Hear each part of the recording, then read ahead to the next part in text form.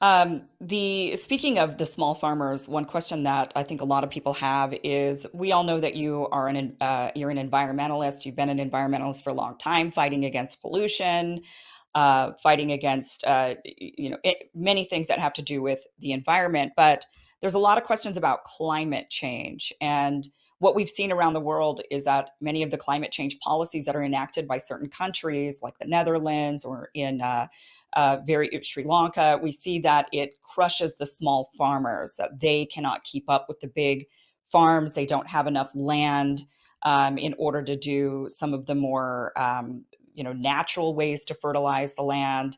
And so it is, some of these policies are really crushing the small farms. Where do you stand on climate policies that are being enacted right now? There is a difference between environmentalism and climate change.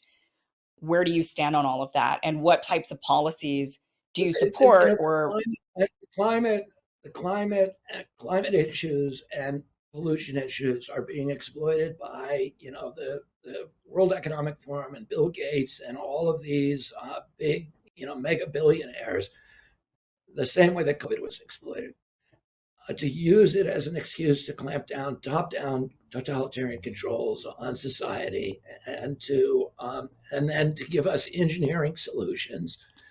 And if you look closely, as it turns out, the guys who are promoting those engineering solutions are the people who own the IPs, the patents for those solutions.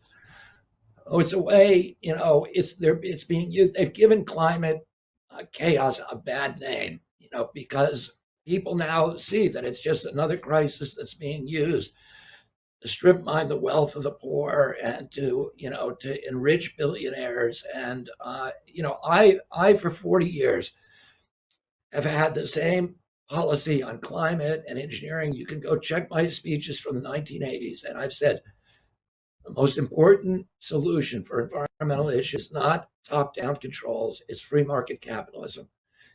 And by that, and what we have in this country now is not free market capitalism; it's corporate crony capitalism.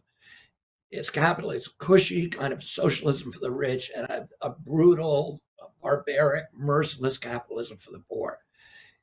A true free market promotes efficiency, and efficiency means the elimination of waste, and pollution is waste. In a true free market, you can't.